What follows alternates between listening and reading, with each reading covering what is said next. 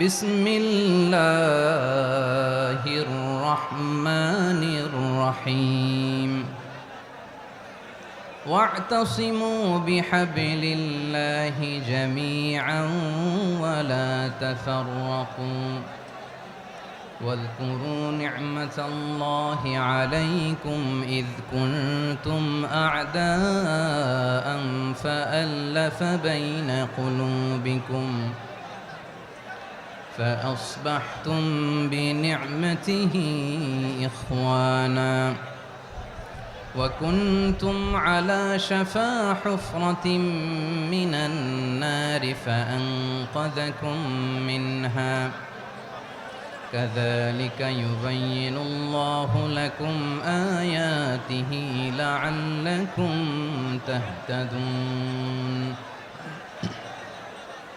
إن الله وملائكته يصلون على النبي يا أيها الذين آمنوا صلوا عليه وسلموا تسليما اللهم صل على محمد وعلى آل محمد كما صليت على إبراهيم وعلى آل إبراهيم إنك حميد مجيد اللهم بارك على محمد وعلى آل محمد كما باركت على إبراهيم وعلى آل إبراهيم إنك حميد مجيد সকল প্রশংসার মালিক কে?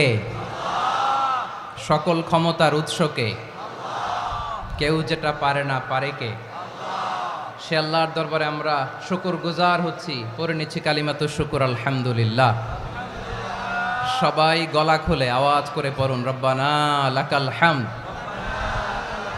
হামদান কাসীরান তাইয়্যিবান মুবারাকান ফীহি ইয়া রাব্বি লাকাল হামদু কামা ইয়ানবাগি লিজালালি ওয়াজহিকা ওয়া আযীমি সুলতানিকা লাকাল হামদু বিল ঈমান লাকাল হামদু বিল ইসলাম লাকাল হামদু বিল কুরআন।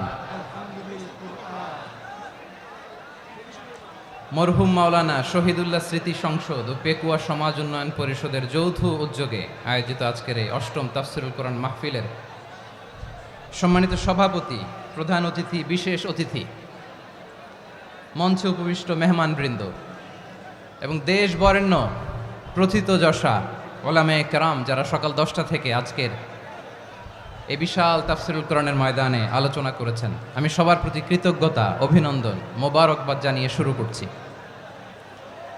আল্লাহ রাব্বুল ইজ্জত জালালের দরবারে শুকরিয়া জ্ঞাপনের পাশাপাশি আমি আপনাদের শুকরিয়া জানাই যারা কক্সবাজারের বিভিন্ন থানা থেকে, চট্টগ্রামের বিভিন্ন থানা থেকে এবং বাংলাদেশের বিভিন্ন জেলা থেকে আজকের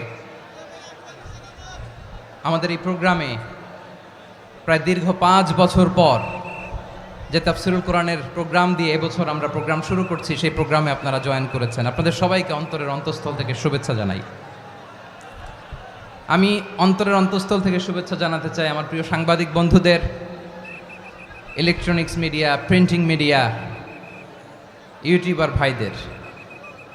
আজকে এই প্রোগ্রামের শান্তি শৃঙ্খলা নিরাপত্তার দায়িত্বে নিয়োজিত ছিল পুলিশ বাহিনী, বিডিআর বাহিনী, তারপরে র্যাব, দেশপ্রেমিক সেনাবাহিনী এবং পেকুয়ার ভলান্টিয়ার্স ভাইয়েরা, যারা যেভাবে আজকের প্রোগ্রামকে সার্থক করার জন্য আপনারা শ্রম দিয়েছেন, সময় দিয়েছেন, মেধা দিয়েছেন, উপস্থিত হয়ে প্রোগ্রামকে সার্থক করেছেন, আমি সবাইকে শুভেচ্ছা এবং মোবারকবাদ জানিয়ে শুরু করতে চাই। সম্মানিত ভাইয়েরা, আমাদের সময় হাতে খুব কম। বড় তাফসিল প্রোগ্রামগুলোর সবচেয়ে বড় ক্রাইসিস বা প্রবলেম হচ্ছে এখানে শোডাউন থাকে বেশি, ইউটিউবার থাকে বেশি, নিউজ কাভারেজ বেশি, কিন্তু মন খুলে, প্রাণ খুলে, নিঝুম নিস্তব্ধ একটা পরিবেশে কথা বলার যে সুযোগ, সেটা হয়ে ওঠে না। কিন্তু আমরা একটু কষ্ট করলে, একটু স্যাক্রিফাইস করলে এটা সম্ভব। আমি শুরুতে হাত জোর করে আল্লাহর ওয়াস্তে আপনাদেরকে চুপ থাকতে বলেছি। কোনো ভলান্টিয়ার্স আপনাকে বলবে না, একজন আরেকজনকে বলবে না, একে অন্যকে বলার দরকার নাই, থামো, সরো, জায়গা নাই, কিছু বলার দরকার নাই। শুধু চুপ থাকতে হবে মেহেরবানি করে কয়েকটা মিনিট। আল্লাহর ওয়াস্তে যদি মেহেরবানি করে চুপ থাকতে পারেন, কয়েকটা কথা শেয়ার করবো ইনশাআল্লাহ। এইদিকে চুপ হয়ে গেছে মাশাআল্লাহ, এই দিকটাতেও আল্লাহর ওয়াস্তে ধাক্কা ধাক্কি, জায়গা না হলে পেছনে চলে যাও। আমাকে দেখা লাগবে জরুরি না তো, এলইডি আছে, ওখানেও দেখা যাবে, ওখানে চলে যাও। ধাক্কা ধাক্কি করে ঘেমে ঘরমাক্ত হয়ে কি একটা কঠিন অবস্থা। শীতের সিজন মনে হয়, আমি তো ঘামতেছি, ঘন্টা বাড়াই দিতে হবে, ঘামতেছি টোটালি। র্যাবের ভাইয়েরা কি পরিমাণে কষ্ট স্বীকার করেছে আমাকে এখানে উঠাতে, যে এটা বলে বোঝানোর মতো না। তো আমাদের দেশের ভাইরা ইমোশনাল, আবেগী অনেক, আবেগ দিয়ে অনেক কিছু আমরা হারাই, ভুল করি, আমরা বুঝি না, লং রানে আমরা চিন্তা করতে পারি না। একটা নিঝুম নিস্তব্ধ পরিবেশ যদি দেয়া যেত, কথা বলতে পারতাম, লক্ষ লক্ষ কোটি কোটি মানুষ, সারা পৃথিবীর মানুষ এটা শুনতো, মানুষের মন মস্তিষ্ক চিন্তা মননে পরিবর্তন আসতো। কিন্তু ধাক্কা ধাক্কি করে আসতে আসতে আমাদের মাইন্ড ডিস্টার্ব হয়ে যায়। কিছু বুলেট পয়েন্ট সাজিয়ে নিয়ে আসছে, যেটা বলবো এটা ব্রেন থেকে হারিয়ে যায়, আর মনে রাখতে পারি না। জান নিয়েই তো টানাটানি, আমি মনে রাখবো কি? জান নিয়ে টানাটানি। তো যদি আমরা প্রতিটা বড় বড় পাবলিক ইভেন্টে যদি এরকম করি, আমাদের পক্ষে কি আর ময়দানে কথা বলা সম্ভব হবে? বাধ্য হয়ে পরে ফেসবুকে ঘোষণা দিব যে আমি আর তাফসির মাহফিলে নাই, আমি মসজিদের হালাকা করব, 20 জন নিয়ে আমি দাওয়াতি কাজ করব, যথেষ্ট, গুড ইনাফ। এটাই আপনারা চান নাকি?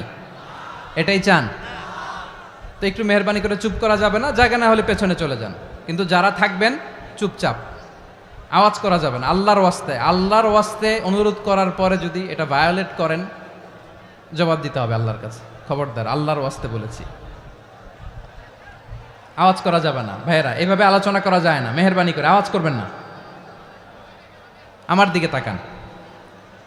আজকে যে টপিকটা নিয়ে আমি আপনাদের সামনে কথা বলবো, সেটা হচ্ছে আমাদের ধর্মীয় জীবনে, সামাজিক জীবনে, রাষ্ট্রীয় জীবনে ঐক্যবদ্ধ থাকার গুরুত্ব। The importance of unity in our life. আমরা ঐক্যবদ্ধ থাকতে চাই কি চাই না? এই আপনাদের গলার আওয়াজ। আমরা ঐক্যবদ্ধ জীবনযাপন করতে চাই কি চাই না? চাই। ঐক্যের কোনো বিকল্প নাই। গত 50 বছর তো দেখেছি এই ডিসইউনিটি, অনৈক্য, বিভেদ, বিচ্ছিন্নতা আমাদেরকে কোথায় নিয়ে গিয়েছে। এই যে দেখেন, কিছুদিন আগে আমাদের বর্তমান নেতা ডক্টর ইউনূস, উনি সব রাজনৈতিক নেতৃবৃন্দদেরকে ডেকেছেন একটা ইস্যুকে কেন্দ্র করে। তার মানে গোটা বাংলাদেশ এক হয়ে গিয়েছে। আমরা সবাই উদ্বেলিত হয়েছে, উচ্ছ্বসিত হয়েছে, ঠিক কিনা বলেন? রাজনৈতিক নেতাদেরকে ডেকেছেন উনি, আমরা এক হয়েছি। এরপরে ধর্মীয় অঙ্গনের যে লিডাররা, বিভিন্ন ধর্মের, শুধু মুসলিম না, সবাইকে ডেকেছেন, আমরা ঐক্যবদ্ধ হয়েছি। এটাকে বলে ন্যাশনাল ইউনিটি, জাতীয় ঐক্য। যে কোনো ধরনের কনস্পাইরেসি, ষড়যন্ত্র, আধিপত্যবাদ মোকাবেলায় জাতীয় ঐক্যের চেয়ে মোক্ষম হাতিয়ার আর নাই। আমাদের একটা প্রতিবেশী দেশ আছে, আমরা আমাদের দেশ নিয়ে যত ভাবি, তারা তার চেয়ে বেশি ভাবে। কথা বুঝতেছেন না? আরো ভেঙে বলতে হবে। হ্যাঁ, আমরা আমাদের দেশ নিয়ে যত উদ্বিগ্ন, এদের আরো টেনশন বেশি। বলেন, আমাদের দেশে শান্তি আছে না নাই? আমরা হিন্দু মুসলিমে কখনো দাঙ্গা লাগে? আসতে বলেন, কেন লাগে? ওদের পূজা পার্বণে আমাদের মাদ্রাসার ছেলেরা যে পাহারা দেয়, চিল্লায় বলেন ঠিক কিনা? আমাদের তাফসির মাহফিলের সময় ওরা ডিস্টার্ব করেন, ঢোল বাজায় না। ওদের পূজা পার্বণের সময় আমাদের তাফসির মাহফিলের ডেট হলে আমরা চেঞ্জ করে দেই। সুবহানাল্লাহ, কি সাম্প্রদায়িক সম্প্রীতির রোল মডেল। আর ওই বাংলাদেশের ব্যাপারে তারা অনেক ডিসইনফরমেশন ছড়াচ্ছিল। ভারতের অনেকগুলো গণমাধ্যম, আমি জেনারেলাইজ করব না, আমাদের প্রতিবেশী দেশের সব গণমাধ্যমকে আমি দোষ দিতে চাই না, অনেকগুলো গণমাধ্যম তারা ডিসইনফরমেশন শেয়ার করেছে। ডিসইনফরমেশন আর মিস ইনফরমেশনের পার্থক্য আছে। মিস ইনফরমেশন না জেনে ভুল বুঝে একটা মিথ্যা বা ভুল তথ্য ছড়িয়ে দেয়া, এটার ক্ষমা আছে। এটার কি আছে? আর ডিস ইনফরমেশন মানে ইচ্ছা করে প্ল্যান করে